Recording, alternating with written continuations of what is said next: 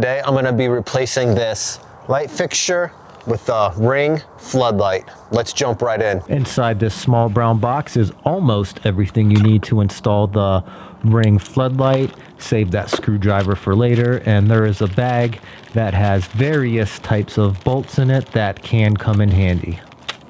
Before removing the old light fixture, make sure the power is secured at the breaker box. This light fixture gets unsecured by removing the two nuts that go over the mounting screws.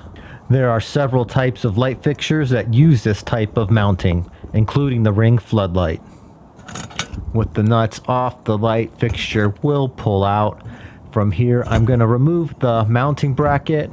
Here is an example on how not to connect a ground wire. Whew, crazy.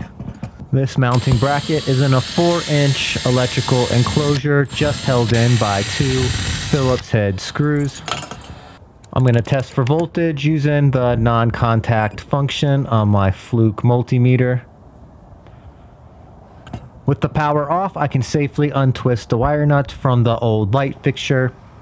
Please keep in mind these videos are for entertainment purposes only. You have to use extreme caution when working with electricity. It can kill you.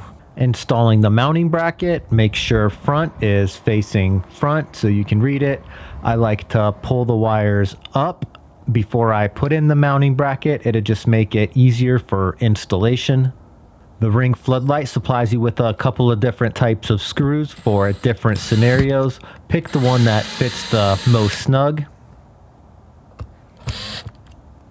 Here's the second part of the mounting bracket. You want the open end facing up. This is why we position the wires above the first mounting bracket. Next, grab one of the screws from either the B or C plastic compartment and just mount it right in the middle with the Phillips head screwdriver.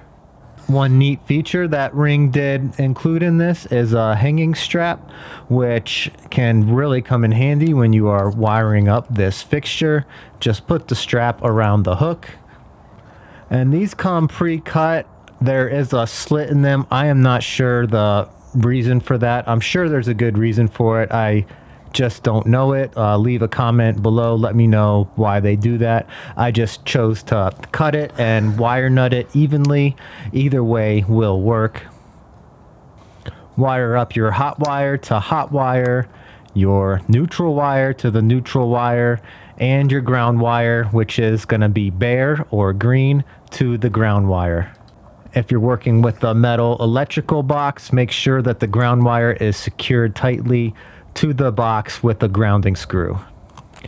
Grab the two white nuts from the G compartment of the plastic packaging. Push the wires inside of the electrical enclosure.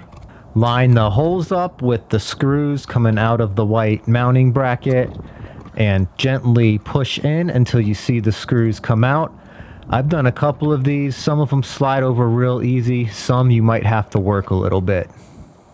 With the screws through the hole, grab those nuts you got from compartment G and hand tighten both of them. The orange screwdriver that comes with the Ring Floodlight has a driver that fits these nuts. This is what I use to secure them. You don't want to go super tight to where it will rip the plastic nuts, but you do want it pretty snug. Position your camera how you would like it with the Ring logo on top, then remove the protective plastic film from the camera. Reapply power, turn on your switch, and we are powered up. But I'm going to turn the power back off. I don't want this operated by a toggle switch. So I bought a decorative cover for this, and I'm just going to remove this toggle switch. Check for power to make sure I'm not working on a live circuit. Then I'm going to strip both wires till they're even, and I'm just going to wire nut them together so it is a continuous circuit. Here's the blank plate that's going to fit into this duplex cover.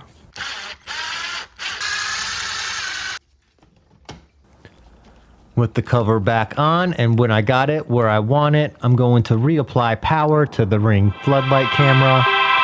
Power is good, and from here You just want to follow the setup instructions that are on your Alexa app. You will need to scan the QR code. Don't get rid of that box after installing the floodlight. And this one is good to go. Thank you guys so much for watching. This fix is done.